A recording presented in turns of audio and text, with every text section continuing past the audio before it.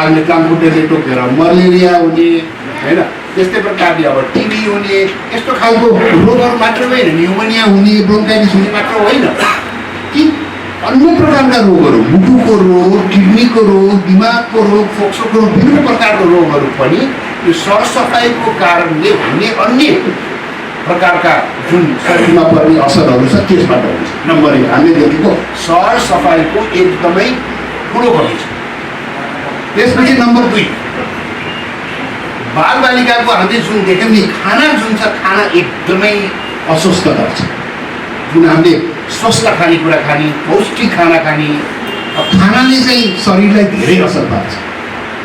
हामी जे जस्तो छौँ, हामी हेर्दाखेरि जस्तो छौँ, हाम्रो शरीर जस्तो, हामी रोगी निरोगी कस्तो छौँ, हामीले कस्तो सोच्छौँ, यो सबै कुरा केमा भर पर्छ भने चाहिँ हामीले के खान्छौँ।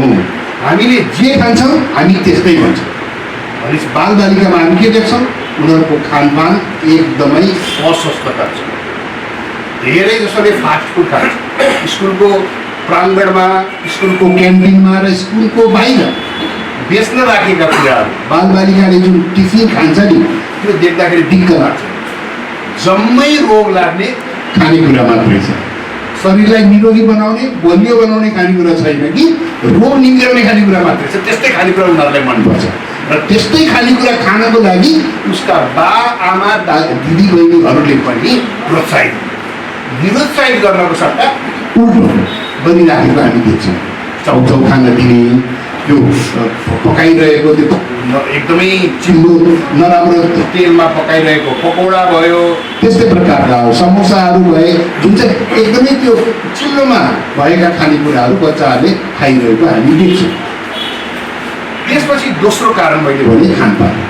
तेस्रो कारण के छ त भन्दाखेरि उनीहरूलाई कुनै रोग लाग्यो भने समयमै उपचार भएको हामी देख्छौँ। उपचार त टाइममा उपचार गऱ्यो भनेर अनि शरीर ठिक अवस्थामा रहिरहन्छ।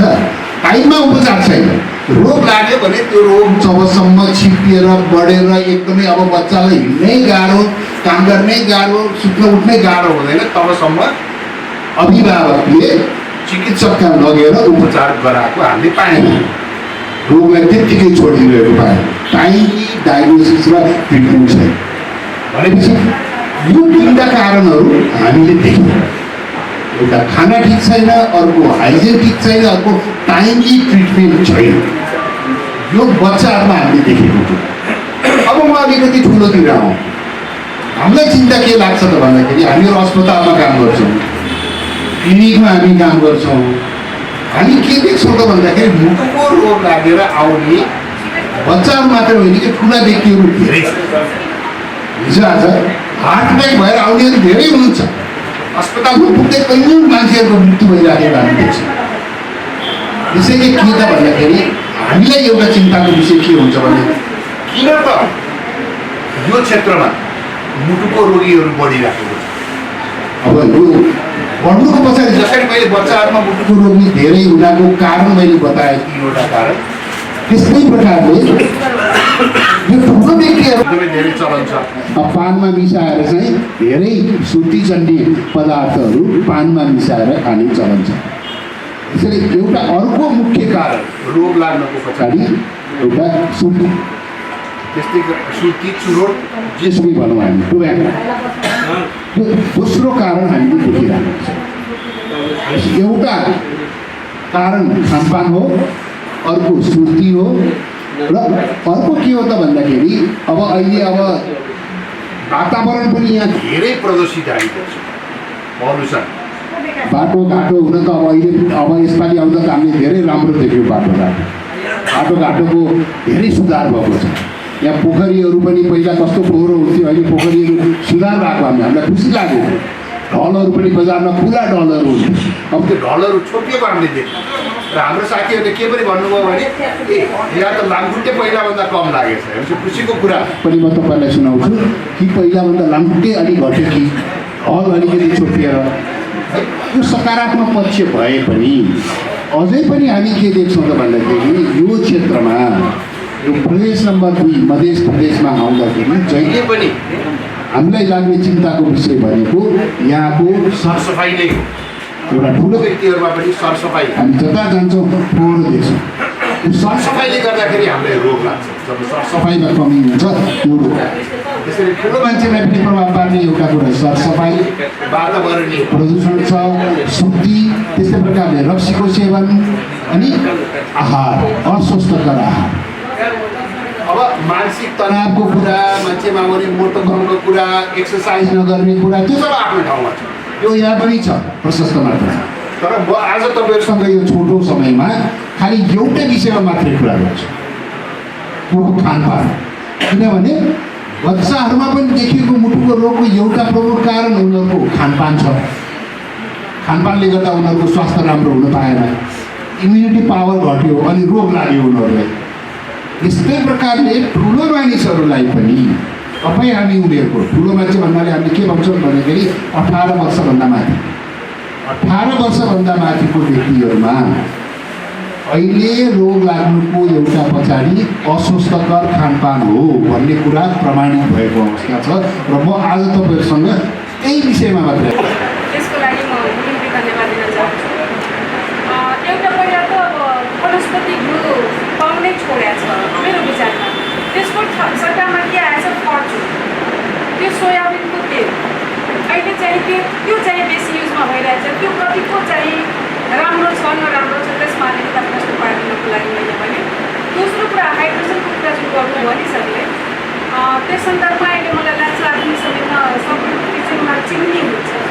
त्यो चिम्नीले हाइड्रोजनलाई कतिको अब्जर्भ गर्छ कि गर्दैन, त्यो दुईवटा कुरामा प्रश्न पार्नको लागि जिज्ञासा के छ भने जुन आज हाम्रो एउटा टपिक जुन तपाईँले यो यहाँ एउटा यो व्याख्यान दिनुभयो ट्रान्सप्लान्टमा, अनि यो तपाईँले भुत तेललाई समातेर मात्रै व्याख्या 99% कुरा गर्नुभयो। लास्टमा अन्तिमतिर आएर माछा मासु र अरू दुध पदार्थहरू पनि कुरा गर्नुभयो। अनि म त हुन त एउटा शाकाहारी यो फ्यामिलीबाट बिलोङ गर्ने पूर्ण शाकाहारी मान्छे हो। यसको मतलब के हामी यो बुझौँ कि मांसाहार खाएर ट्रान्सफ्याट, जस्तै मैले तपाईँको यो प्लेट पनि हेरेँ, मांसाहारमा पनि तपाईँको 6 देखि 9% ट्रान्सफ्याट हुन्छ, तर त्यो अलिकति स्वस्थ हुन्छ। र यसको मतलब मैले त यो के बुझेको भने विष भनेको विषै हो, मन विष अथवा तेज विष अथवा तपाईँले आफै पनि यहाँ प्रिन्ट गराउनु भएको छ तपाईँहरूले अति खराब चिज हो। अनि जब ट्रान्सफ्याटलाई एकचोटि अति खराब चिलो पदार्थ भनिसकेपछि फेरि अलिकति कम खराब र अलिकति बढी खराब भनेर राख्छ भन्न त्यो मिल्छ कि, अथवा त्यो मांसाहार जति गरे पनि राम्रै हो भनेर म चाहिँ क्लियर को कुराहरू हामी बुझेको छौँ।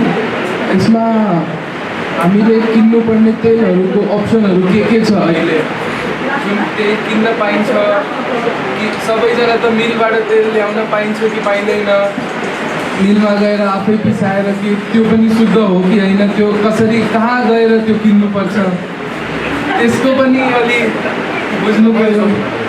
तपाईँले मिलबाट किनेर ल्याउनु भयो भने त्यो एकदमै राम्रो।